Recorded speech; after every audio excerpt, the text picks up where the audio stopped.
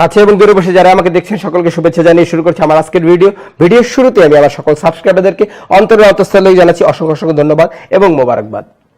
আজকে আমি রপ্তানি যারা করতে চাচ্ছেন তাদের ব্যাপারে শুধুমাত্র 3-4 মিনিটের একটি ভিডিও বানাচ্ছি এবং তাতে আমি আপনাদেরকে বিশেষভাবে বলতে চাচ্ছি আপনারা কাইন্ডলি দয়া করে যখনই কোনো প্রোডাক্ট রপ্তানি করবেন সেক্ষেত্রে বিশেষ বিবেচনা এবং সাবধানতা অবলম্বন করবেন। কারণ আপনি যখন একটি প্রোডাক্ট বিশ্ব বাজারে বিক্রি করতে যাচ্ছেন, হোক সেটা হংকং অথবা ইংল্যান্ড যেখানেই হোক, তখন কিন্তু সেটা আপনার দেশের পরিচয় বহন করবে এবং একই সাথে সেই প্রোডাক্টটা যত ভালোই হোক না কেন তার যদি প্রেজেন্টেশন পরিবেশনা যদি সুন্দর না হয়, সেটার ফটোগ্রাফি যদি সুন্দর না হয়, সেটার স্পেসিমেন বা কি বলে এক্সাম্পল যদি ভালো না হয়, তাহলে কিন্তু আপনি প্রোডাক্টটা মার্কেট ধরতে পারবেন না। সেক্ষেত্রে আমি একটি বিষয়ের অবতারণা করতে চাই খুব সংক্ষেপে। আমাকে একজন ভদ্রলোক, আমার এক ছোট ভাই, তিনি আমাকে কিছু প্রোডাক্টের ছবি পাঠিয়েছেন, কিন্তু সেই প্রোডাক্টের পিছনে আমি দেখা গেছে আমাদের দেশের কর্দমাক্ত কিছু জায়গা। সো এই যদি হয় ফটোর অবস্থা, আমাকে পাঠিয়েছেন, সেটি হয়তো আমি মনে কিছু নিব না, কিন্তু তারপরে অ্যাটলিস্ট আমাকে পাঠানো মানে এটা আপনার প্রথম দর্শনদারি, আগে দর্শনদারি তারপরে গুণ বিচারি।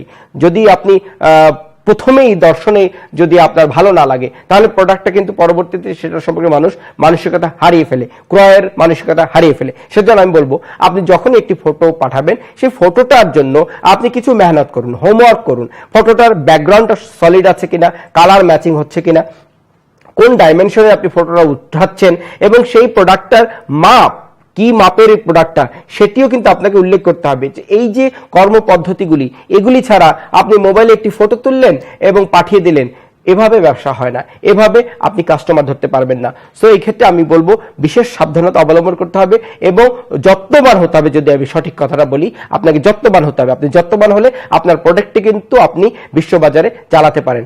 এছাড়া কিন্তু মানে পরিবেশনের অযোগ্যতার কারণে কিন্তু দেখবেন, ক্রিয়েটিভ আইডিয়ার কারণে কিন্তু অনেক ক্ষেত্রে অনেক ভালো প্রোডাক্টও মার্কেটিং পায় না।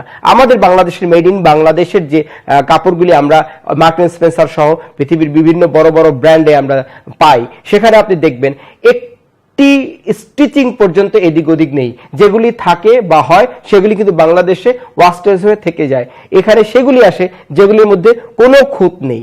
সো আমরা অন্য প্রোডাক্ট যদি বাংলাদেশের নাম দিয়ে মেড ইন বাংলাদেশ হয়ে পাঠাতে চাই বা রপ্তানি করতে চাই, সেক্ষেত্রে আমাদের কি সমীচীন হবে না যে আমরা সেম যত্নবান হই?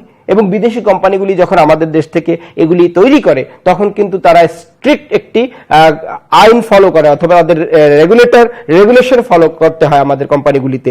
তারা কিন্তু বলে দেয় এই শর্তাবলী হলে আমরা নিব, নইলে আমরা নিব না।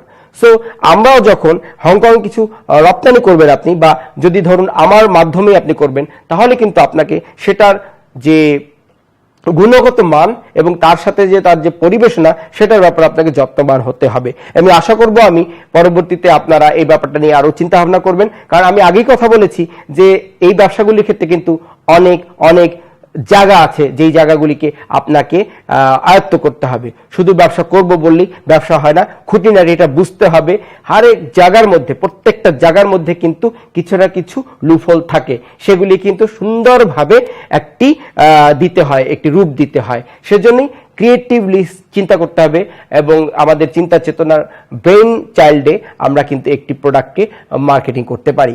আশা করব আপনারা ভবিষ্যতে যারাই আমাকে কোনো প্রোডাক্টের ছবি পাঠাবেন অথবা কোনো প্রোডাক্ট ব্যাপারে আলোচনা করবেন, তো সেটার ব্যাপারে আগে নিজেরা খুব ভালোভাবে বিচক্ষণতার সাথে বিবেচনা করবেন এবং তারপরে ছবিটাও পাঠাবেন যেন এক্সাক্ট ছবিটা হয়, পুঙ্খানুপুঙ্খানুভাবে যেন ডিটেলস থাকে।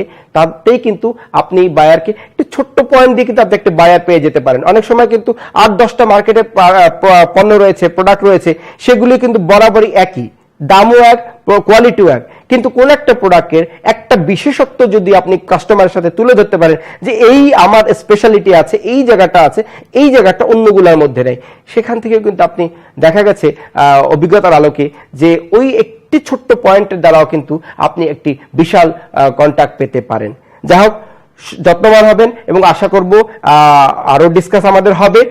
খোদা হাফেজ এবং আমাদের সাথে থাকুন এবং থ্যাংক ইউ ভেরি মাচ আরেকবার আমাকে সাবস্ক্রাইব করার জন্য এবং ভিউ করার জন্য। আমি বারবার আপনাদের উৎসাহিত করছি, আরো ভিডিওগুলি দেখুন এবং সবার ভিডিও দেখে নিজের একটি রাস্তা তৈরি করুন। আল্লাহ পাক আপনার সহায় হন। গড ব্লেস ইউ অল এবং আমাদের সকলকে আল্লাহ পাক নেক নজরে রাখুন। খোদা হাফেজ, আবার দেখা হবে। খুদা হাফেজ।